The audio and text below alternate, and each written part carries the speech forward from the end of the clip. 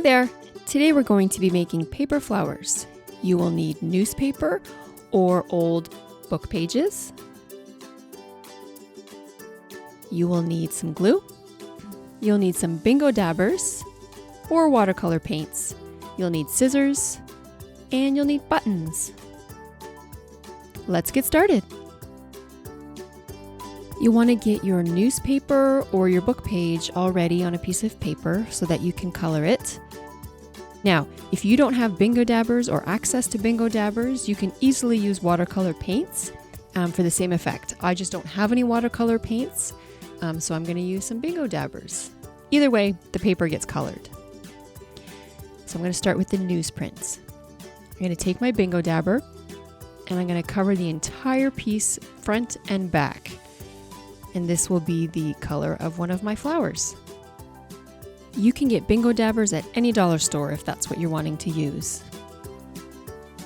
Now you're going to need to let these dry. There's quite a bit of ink on them, and so just set them aside until they dry. And this also makes the paper nice and crinkly, and you'll understand why that's important later.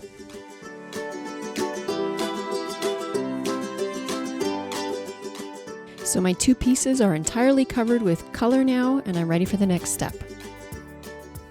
Now, if you've watched my other videos, you know that I'm not a perfectionist and I like crafts to be not perfect, but if you like them to be more perfect, that's totally fine. Find some different size circles to trace onto your paper so that you can have the different petals of your flowers.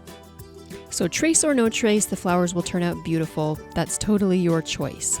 I'm going to try and get as many circles as I can out of each piece of paper, and then we're going to pile them all on top of each other to make our flower.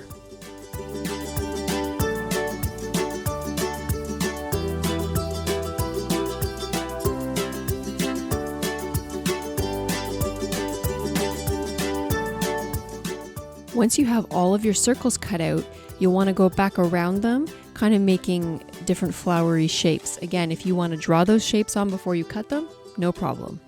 So here are all of my pieces, and I'm going to make the flower now.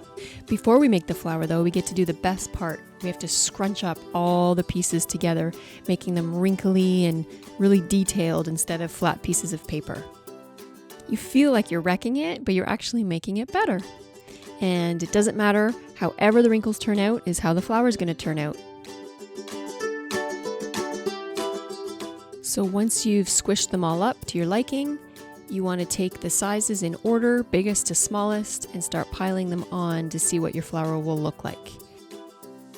Once you're happy with all the wrinkles and the placement of each part of the flower, you can get your glue and start gluing all of the pieces together. Now I have special scrapbooking glue, just happens to be what I have at my house.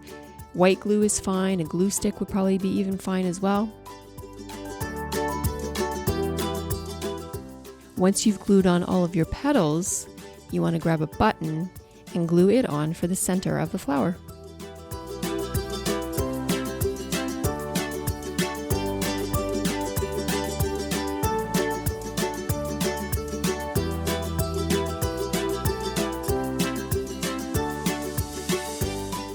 And voila, you've got two beautiful flowers. Different sizes, different colors to use for all sorts of things. I got a little flower happy and I made a whole bunch of flowers out of some book pages, and you'll notice the center of my flowers is a little bit different. It's called a brad. I use it in scrapbooking, and I use that instead of glue to hold the flower together, but the buttons look just as pretty.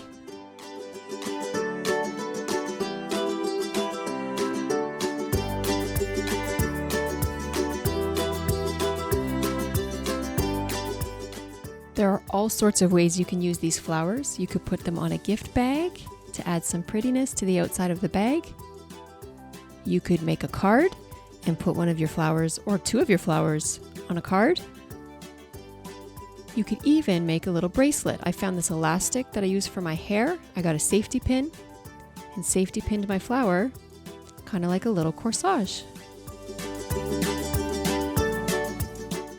Be creative and find different ways to use your pretty flowers. Thanks for stopping by. I'll see you for the next craft.